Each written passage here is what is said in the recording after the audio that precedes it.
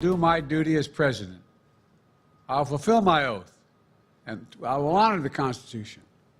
On January 20th, we'll have a peaceful transfer of power here in America.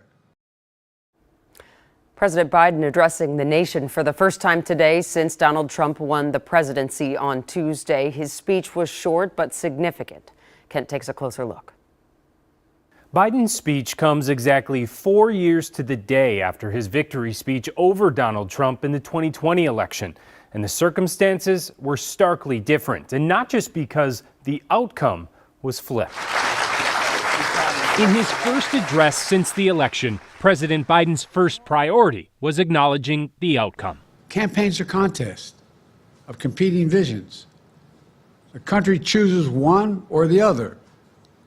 We accept the choice the country made. Though such a statement is nothing new for a sitting president, it comes 4 years after President Trump refused to accept the results, setting off a series of challenges that culminated in the storming of the U.S. Capitol on January 6, 2021. The pain and scars from that day run deep. Just 2 years ago, President Biden made it clear he laid the blame for what happened that day on President Trump. Here's the truth.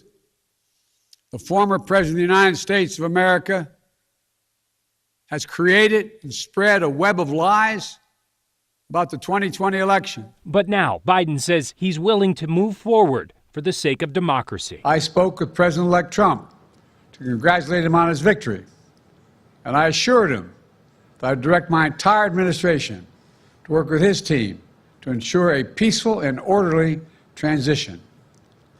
That's what the American people deserve. In response, the Trump campaign said, quote, President Trump looks forward to the meeting, which will take place shortly, and very much appreciated the call. Biden says he's also spoken to Vice President Harris, who was not in attendance today. She's been a partner and a public servant. She ran an inspiring campaign, and everyone got to see something that I learned early on to respect so much. Her character. To those who voted for Harris, Biden acknowledged the pain and uncertainty they feel. Setbacks are unavoidable, but giving up is unforgivable. In recognition of that, you can't love your country only when you win. He called back to that January 6th speech 2 years ago. I've said many times, you can't love your country only when you win.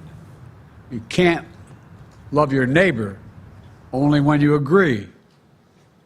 Something that I hope we can do, no matter who you voted for, is see each other not as adversaries, but as fellow Americans. Bring down the temperature. The American experiment endures.